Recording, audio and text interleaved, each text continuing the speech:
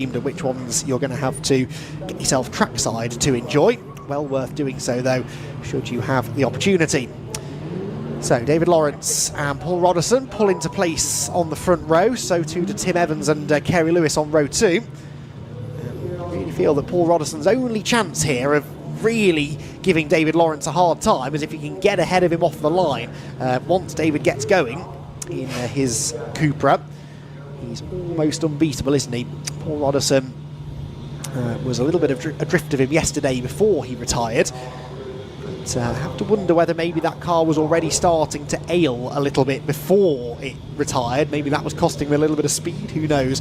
We'll see whether now, if his car holds together, he can have a bit more of a challenge for the race win. Red lights on, final race of the weekend for the VW Audi Racing Championship. Off they go. It is a good start for Roderson, in fairness, from the outside of the front row. He gets his nose ahead of David Lawrence, and in fact might just grab the lead. I think he will grab the lead into Rich's corner for the first time. So Roderson gets in front of Lawrence, who was trying to squeeze through on the inside line, but Roderson was having none of it.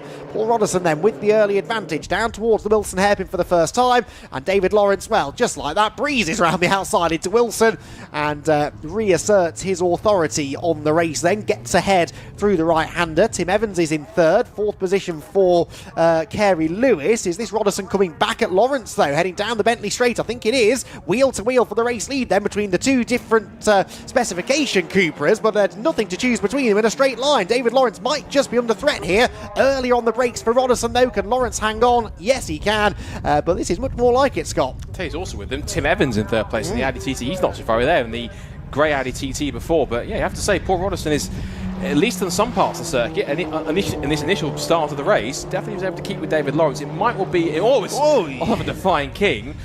There's plenty of track time this weekend. He said this is his fourth race out of 5, and you'd think he'd learn how to take the bomb hole, but got very sideways on cold tyres through there, and I'll give him the benefit of the doubt for that as he goes out of Murray's for the first time. It looks as though at least in around the corners, even though that is at least a set down cup car, if we think possibly even a TCR car, David Lawrence's Cooper is pretty well sorted compared to what is effectively a bona fide either touring car or proper set cup car, which is pretty impressive. Evans